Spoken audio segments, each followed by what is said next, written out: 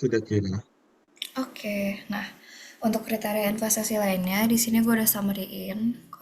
Jadi kurang lebih tuh ada 5 subbab lah ya. Ada periode payback, discounted payback, indeks profitabilitas, modified IRR, dan return rata-rata akuntansi. Nah, jadi kita mulai dulu dari periode payback. Nah, periode payback ini itu essentially dia cuman bandingin periode payback dengan batas periode modal kembali. Nah, jadi di sini kalau misalnya periode payback dia di atas batas periode modal kembali, maka proyeknya ditolak karena kayak modalnya nggak balik-balik gitu.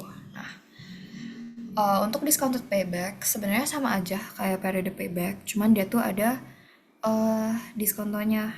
Nah, karena dia ada diskontonya, jadi harus di present value in. Jadi kayak semua arus kas itu di present value in buat ngitung berapa lama sih proyeknya dapat kembaliin modal atau investasi awal dia gitu. Nah, ini ada rumusnya. Terus ada indeks profitabilitas. Nah, kalau indeks profitabilitas ini sebenarnya dia tuh cuman perbandingan dari manfaat terhadap biaya. Jadi eh, semua present value dari cash flow-nya dibagi sama eh, modal awal gitu. Nah, kalau misalnya indeksnya lebih dari satu, maka bisa diterima. Kalau misalnya indeksnya kurang dari satu, maka proyeknya kurang layak untuk diterima. Nah, selanjutnya ada modified IRR. Nah, modified IRR nih, IRR kan sebenarnya materi minggu, yang Zoom terakhir ya. Nah, kalau di sini IRR di sini dibagi jadi tiga. Nah, pertama untuk modified IRR ada metode diskonto. Nah, metode diskonto ini itu intinya pokoknya semua arus kas negatif di present value in ke periode awal. Jadi kalau kalian lihat di sini kan di tahun kedua itu kan arus kasnya negatif ya, negatif 100 juta. Nah, itu tuh di present value in ke tahun ke nol nih. Kalau kalian lihat nih ada 100 juta dibagi 1,15 pangkat 2. Nah, itu tuh basically di present value in ke tahun ke nol gitu.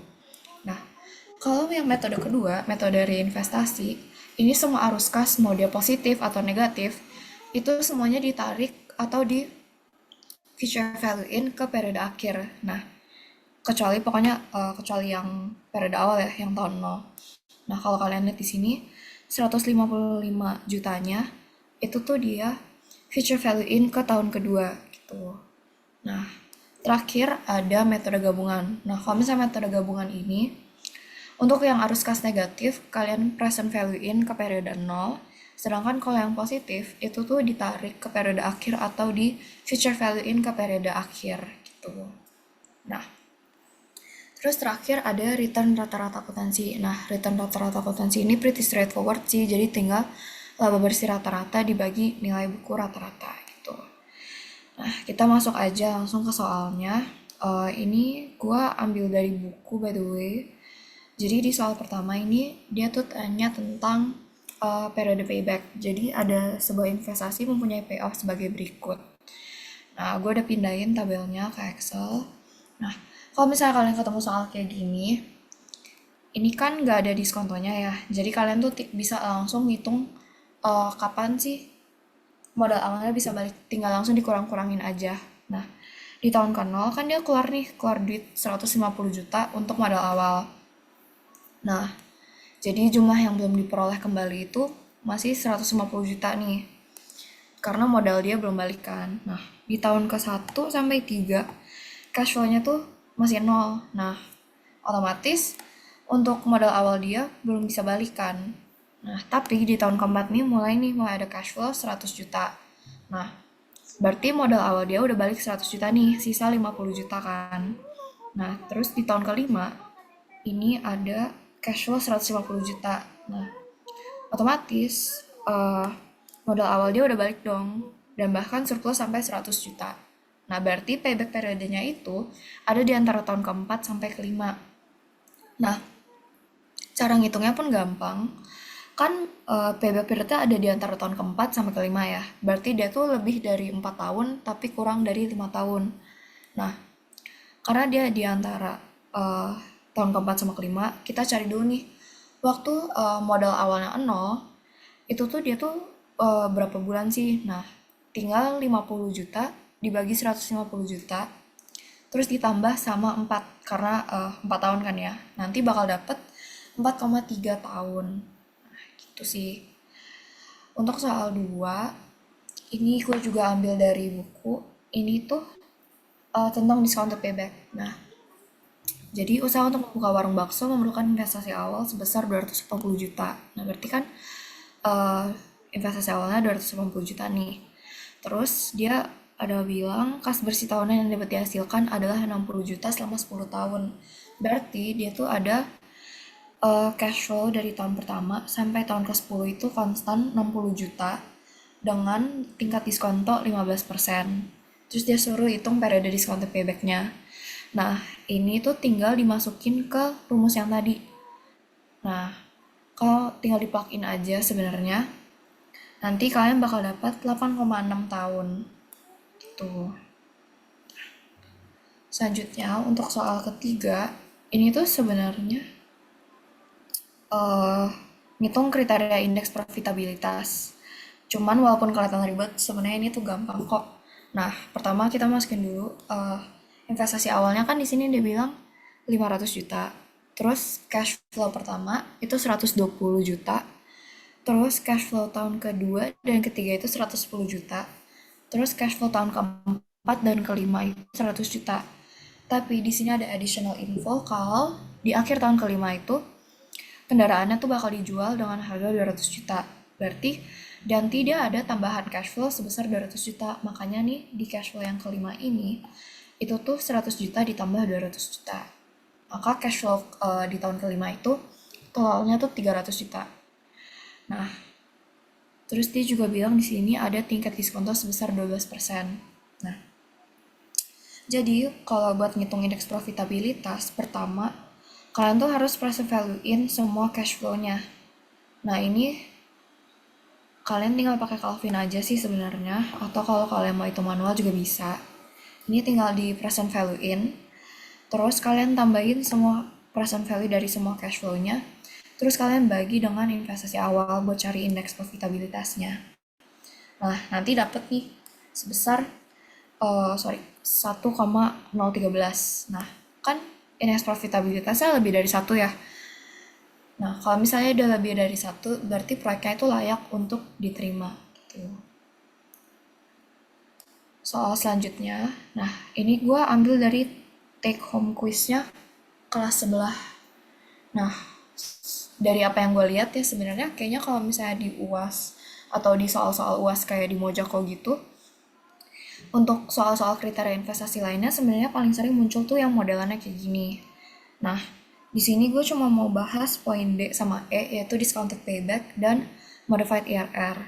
Nah, untuk discounted payback itu kurang lebih kerjainnya tuh kayak yang soal pertama karena di sini cash flow dia beda-beda kan. Nah, berarti nanti kita harus bikin dia kayak gini masing-masing kayak gini. Kita nggak bisa pakai yang rumus logaritma kayak gini. Nah, untuk yang proyek X, di sini gue udah bikin, uh, gue udah pindahin cash flow-nya. Nah, pertama kita harus cari present value dari semua cash flow-nya dulu. Nah, ini gue juga pakai Calvin. Terus nanti kita tinggal hitung aja kayak tadi jumlah yang belum diperoleh kembali. Jadi kan modal awalnya 200 juta nih. Terus pada tahun pertama dia terima cash flow sebesar 49 juta. Berarti uh, sisa modal dia yang belum balik itu kan 150 juta nih. Nah, terus di tahun kedua ini dia dapat cash flow 39 juta positif. Nah, berarti modal yang belum baliknya juga berkurang kan, tinggal 111 juta. Nah, terus kalian tinggal gitu aja sampai akhir. Nanti ketemu nih, kalau payback periodenya itu tuh ada di antara tahun ketiga dan keempat. Tuh. Nah, terus cara hitungnya juga sama, tinggal 3 ditambahin 130 juta per 209 juta. Gitu. Nanti bakal dapat 3,6 tahun. Untuk proyek yang Y juga sama aja, dan kebetulan di sini semua cash flow-nya positif ya, jadi tinggal kalian kurang-kurangin langsung aja. Nanti bakal dapet payback periodenya tuh juga di antara tahun ketiga dan keempat. gitu. Nah, caranya juga sama aja, tinggal 3 ditambahin 120 juta per 180 juta, 182 juta, nanti kalian bakal dapat 3,66 tahun. Terus untuk yang E, dia bakal ditanya modified IRR dengan metode gabungan. Nah, kita recall dulu kalau misalnya metode gabungan itu cash flow yang negatif bakal di present value in ke periode awal, terus cash flow yang positif bakal di future value in ke periode akhir tuh. Nah, sini gue ada bikin kan untuk tahun pertama sama kedua untuk yang proyek X kan dia positif ya. Nah, kalau misalnya positif, kita future value in ke tahun keempat nih, ke tahun akhir. Nah, nanti kalian bakal dapat 469 juta. Sedangkan yang cash flow ketiga itu kan negatif. Jadi gue present value in ke tahun ke-0. Nah, ini gue ngitungnya pakai Calvin juga. Nah, untuk ngitung modified IRR-nya itu gampang kok, tinggal eh, cash flow yang ada di tahun terakhir itu dibagi dengan cash flow di tahun awal. Terus nanti kalian pangkat seperempat, karena di sini ada 4 tahun kan. Kalian pangkat seperempat, terus kalian kurangin 1. Nanti kalian bakal dapat 20,91%. Tuh. Untuk yang proyek yang Y juga sama aja, cuma karena kebetulan di sini semua cash flow dia kan positif ya, maka kita semuanya langsung aja di future value in ke tahun keempat. Nah, ini juga sama aja, gue ngitungnya pakai Calvin. Tuh, nah. Terus buat ngitung modified IRR-nya, tinggal kalian ini, bentar. Tinggal cash flow yang terakhir, kalian bagi dengan cash flow yang pertama, terus kalian pangkat seperempat, karena dia ada 4 tahun, terus nanti dikurangin 1. Ups. Sorry, ini kayaknya ada yang salah. Tapi pokoknya nanti hasilnya tuh sama 19,77% gitu. Nah, ini ada soal tentang return rata-rata akuntansi. Untuk ini juga pretty straightforward aja sih. Kalian tinggal hitung rata-rata dari laba bersihnya. Dari sini kan kelihatan ya laba bersihnya, tinggal kalian tambahin semuanya, terus dibagi 4. Cari rata-ratanya. Nanti kalian bakal dapat 14,5 juta. Terus untuk nilai buku rata-rata, ini tuh investasi awal ditambah nilai sisa investasi akhir. Nanti dibagi 2, kalian bakal dapat 85 juta. Nah, untuk return rata-rata akuntansinya, kalian tinggal bagi aja dari laba bersih dibagi nilai buku rata-rata. Tuh, nanti kalian bakal dapat tingkat return 17,15%.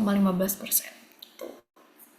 Nah, untuk soal terakhir dari kriteria investasi lainnya, ini ada soal dari Quispar, ini yang Pilgan. Ini tuh dia nanya modified IRR dengan metode gabungan. Nah, metode gabungan tuh yang kayak tadi gue bilang, kalau arus kasnya negatif, di present value in ke tahun awal, terus kalau arus kasnya positif, di future value in ke yang tahun terakhir. Nah, sini udah gue pindahin dari soal ke Excel.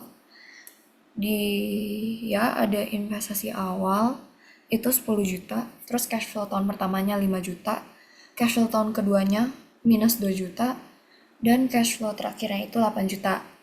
Nah, cash flow yang pertama itu kalian harus future value in ke cash flow yang ketiga ini, karena dia positif kan. Terus cash flow yang kedua kalian present value in ke yang tahun ke-0.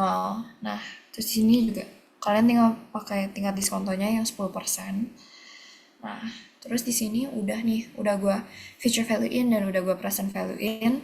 Terus untuk yang modified IRR-nya tinggal 14 juta dibagi 11 juta, terus dipangkat sepertiga karena 3 tahun, terus dikurangin 1. Nah, nanti kalian bakal dapat 6,43% untuk tingkat modified IRR-nya tuh yang opsi A.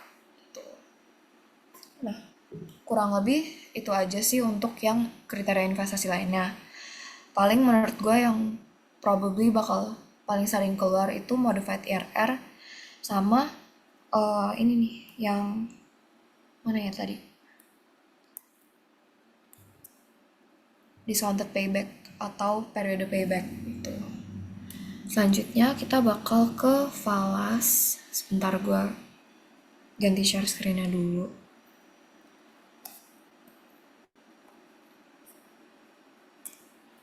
Nah, kalau falas sih juga sebenarnya materinya nggak sepanjang itu. Nah, ini ada summary sedikit dari PPT-nya. Nah, dasarnya yang paling kalian harus hafalin itu cuma kuotasi langsung dan kuotasi tidak langsung. Ini biar kalian gak bingung aja lihat soalnya. Kalau misalnya kuotasi langsung, itu tuh domestic currency per foreign currency. Jadi ini yang paling sering kita lihat nih, kayak kalau misalnya ada tulisan 40.000 slash US dollar. Berarti artinya untuk satu US dollar itu nilai tukarnya tuh sama dengan 14.000 gitu. Nah, di daya beli dan paritas suku bunga. Untuk hukum satu harga, ini tuh intinya harga barang di negara A itu tuh bakal sama dengan harga barang di negara B. Maksudnya value-nya tuh bakal sama. Gitu. Nah, nanti kalian tuh bisa bandingin kursnya dengan uh, suatu barang yang harganya tuh dianggap value-nya sama gitu. Terus next ada paritas daya beli atau purchasing power parity. Nah, ini tuh untuk ngitungnya tuh tinggal kurs dasar dikali satu plus tingkat inflasi lokal per satu plus tingkat inflasi.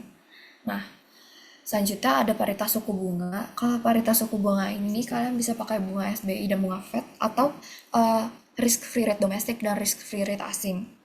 Terus ini ada apresiasi dan depresiasi. Nah, kalau nggak salah kemarin di Quizfar juga muncul ya. Nah, oh sorry kayaknya connection gue unstable deh. Tapi gue masih kedengeran kan ya. Nah, Masih pokoknya gitu. untuk ngitung apresiasi dan depresi. Oke. Itu kalian tinggal ambil nilai tukar baru foreign currency dikurangi nilai lama terus per nilai tukar lamanya untuk lihat perbedaan atau dia tuh selisih harga jual dan harga beli suatu falas di bank atau money. Nah, ini ada rumusnya. Terus nanti akhir-akhirnya itu ditanya tentang return bersih. Nah, untuk rumusnya ini itu sama dengan satu tambah return falas dikali satu tambah apresiasi atau depresiasi dikurangin satu. Kita langsung masuk aja ke soalnya. Nah, ini tuh yang hukum satu harga. Nah, jadi di sini dia ada harga Big Mac di Jepang dan New Zealand. Nah, kalau harga di Jepang itu 280 yen, sedangkan di New Zealand itu 4 dolar dan 9 sen. Nah, exchange rate-nya pada tahun itu tuh 47,48 yen per 1 New Zealand dollar. Nah, untuk ngitung exchange rate-nya dengan hukum satu harga, itu tuh kalian tinggal harga Big Mac yang di Jepang kalian bagi dengan harga Big Mac di New Zealand. Nah, nanti bakal dapat exchange rate-nya sebesar 57,14 yen untuk satu New Zealand dollar. Nah, terus dia juga minta angka undervaluation atau overvaluation. Nah, untuk cari angka undervaluation atau overvaluation ini, kita tuh tinggal uh, ambil perbedaan dari exchange rate yang actual dengan exchange rate yang menggunakan hukum satu harga. Jadi tinggal 47,48 dikurangin 57 yen, nanti dibagi dengan 57 yen. Nah, dari situ kita bakal tahu kalau misalnya exchange rate yang hukum satu harga itu tuh ada undervaluation. Nah, sebesar minus 16,9% gitu. Terus untuk soal kedua, ini tuh dia minta kita hitung purchasing power parity-nya atau yang nih paritas daya beli itu. Nah, di sini dia udah bilang kurs dasarnya itu 10.500. Terus inflasi di Indonesia atau inflasi lokalnya itu 4%, sedangkan inflasi asingnya atau inflasi Singapura itu 2%. Nah, untuk ngitungnya pun gampang, tinggal 10.500 dikali 1 tambah 4% per 1 tambah 2%. Nanti kalian bakal dapet 10.706 untuk purchasing power parity-nya. Untuk soal yang ketiga, ini kayaknya kemarin modelan soal yang kayak gini muncul deh di Quizpar. Dia minta kita nanya apresiasi yang dialami yen terhadap euro ketika euronya itu ngalamin depresiasi sebesar 25%. Nah, kan euro ini terdepresiasi sebesar 25% ya. Berarti yennya itu bakal naik kalau dibandingin dengan euro. Nah, kita nih mau ngitung nih kenaikannya tuh berapa persen sih. Nah, jadi untuk ngitungnya pun gampang, tinggal 25% per 1 dikurangin 25% dikali 100%. Nah, nanti bakal ketemu kalau apresiasi yennya itu sebesar 33,33%. Jadi, yennya itu naik sebesar 33,33% terhadap euro. Itu. Nah, untuk soal terakhir, ini gue ambil dari buku. eh, Mungkin soalnya kelihatan agak panjang, tapi sebenarnya simple. Itu cuma nanya kerugian bersihnya atau yang nih return bersihnya gitu. Nah, ini tuh kita pertama baca dulu soalnya. Jadi si Mr. Patrick ini tuh dia tuh berinvestasi saham.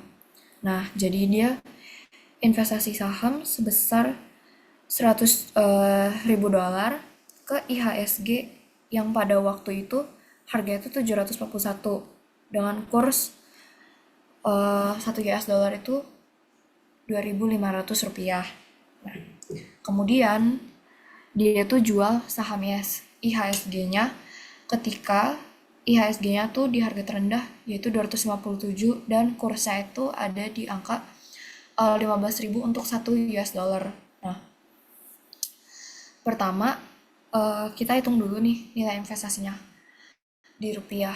Kan nilai investasi dia di US dollar itu kan 100.000 ya. Terus di sini ada dikasih tahu kursnya 2.500. Nah, kita hitung dulu nih nilai investasi dia di rupiah itu sebesar 250 juta. Nah, terus dia kan jual ya. Nah, dia jual saham dia. Tapi kan harganya berbeda kan. Nah, jadi kita harus hitung dulu nih nilai investasi akhir dia sesuai dengan harganya. Nah, jadi tinggal harga akhir per harga awal yaitu 257 per 741 dikali dengan nilai investasinya yaitu 250 juta. Nah, nanti ketemu nilai investasi akhir dia di rupiah itu tuh cuman sebesar 86,7%, 86 juta. Nah, ini kan dia rugi ya. Nah, buat ngitung kerugiannya itu, kita tuh tinggal nih, ini juga harus cari nilai investasi akhirnya di US dollar. Tapi untuk carinya tuh gampang, tinggal 86 juta ini dibagi dengan kurs waktu dia jual, yaitu 15.000. Nah, nanti ketemu kalau misalnya nilai investasi akhir dia, itu tuh tinggal 5.000 US dollar. Nah, berarti dia tuh ngalamin kerugian bersihnya. Itu tuh kita hitung dulu nih. Eh, Nilai investasi akhirnya dikurangin nilai investasi awal per nilai investasi awal dia. Nah, nanti tinggal dikali 100% bakal ketemu kalau misalnya kerugian besar dia. Kerugian bersih dia itu sebesar 94,2%. Nah, paling kalau falas sih gitu aja. Mostly bakal nanya tentang kayak nih kayak investasi-investasi di eh, mata asing gitu. Kayak soal yang kemarin kita bahas di kelas. Paling itu aja sih dari gue. Kalau misalnya ada pertanyaan boleh ditanya.